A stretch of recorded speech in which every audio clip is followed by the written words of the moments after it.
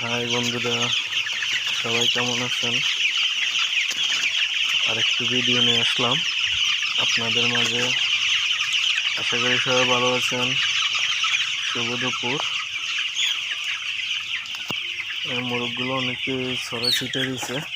আজকে তো প্রচণ্ড গরম পড়ছে, অনেক গরম। আজকে তাপমাত্রা ছিল প্রায় 34 এরকম। তো মোরগগুলো অনেক সুন্দর দেখা যাচ্ছে, অনেক কিউট বয়, আর ওরা অনেক ফুরফুরে আছে, দেখলেই দৌড় মারে। ওরা বেশ নিরিবিলি ঠান্ডা,